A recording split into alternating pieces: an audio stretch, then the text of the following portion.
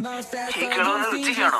നിങ്ങൾ പറഞ്ഞത് മരണത്തിന്റെ ജീവിതത്തിന്റെ ഇടയ്ക്കെന്നല്ലേ? എനിക്ക് ഇരുട്ടുകാരനൊന്നും കാണാൻ പറ്റുന്നില്ല. അത് മാത്രമല്ല പൂപ്പ, ഈ ലോകത്ത് നിങ്ങളാരാ? അതല്ല, നിങ്ങൾ ഈ ആളുകളെ സ്വർഗത്തിലേക്കും നരകത്തിലേക്കും ഒക്കെ അയക്കുന്ന ആളാണോ? വേണ്ട, എനിക്കിപ്പോ മരിക്കണ്ട. അവസാനം ഈ ലോകത്ത് അവശേഷിക്കുക വേദനയും കഷ്ടപ്പാടും ഒപ്പം നിശ്വലമായ ആഗ്രഹങ്ങൾ മാത്രമായിരിക്കും. ഈ കിളവന് ഇത് എന്തൊക്കെയാ പുലമ്പിക്കൊണ്ടിരിക്കുന്നേ? സ്നേഹത്തെ സംരക്ഷിക്കണമെന്നതിൽ നിന്നാണ് വേറുപ്പമുണ്ടാവുന്നത്.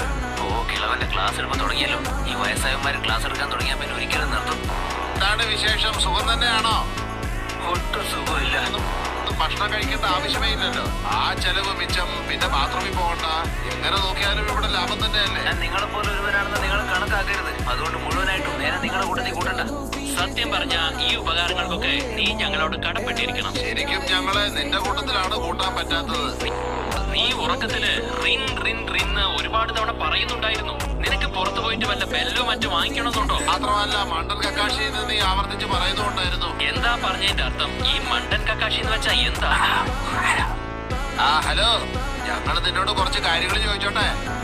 പ്രകൃതിയുടെ വിളി, അതായത് ഈ ബാത്റൂമിൽ പോകാൻ തോന്നുക എന്നുള്ളത് എങ്ങനെയുള്ള ഫീലിംഗാ? ശരി, ഞങ്ങൾ നിന്നോട് റിന്നിനെ പറ്റി മണ്ടൻ കക്കാശിയെ പറ്റി പിന്നീട് ചോദിച്ചോളാം. ഇടോ, ചുഴലി പോലെ മുഖമുള്ളവനെ. ഞാനൊന്നും ബാത്റൂമിൽ പോവാറില്ലെങ്കിലും തന്നെയൊക്കെ ശരിക്കും കാണാൻ അതുപോലെ തന്നെയാ ഇരിക്കുന്നേ. അല്ല, അതിരിക്കട്ടെ, ഇവിടെ ഉണ്ടായിരുന്ന ബാക്കി വെള്ളക്കാരൊക്കെ എവിടെ? വല്ലാത്തൊരു സ്ഥലത്ത് തന്നെയാണല്ലോ ഈശ്വര ഞാൻ വന്ന് പെട്ടത്. പോരാത്തതിന് യവന്മാരുടെ ഒക്കെ മണ്ടത്തരവും ഞാൻ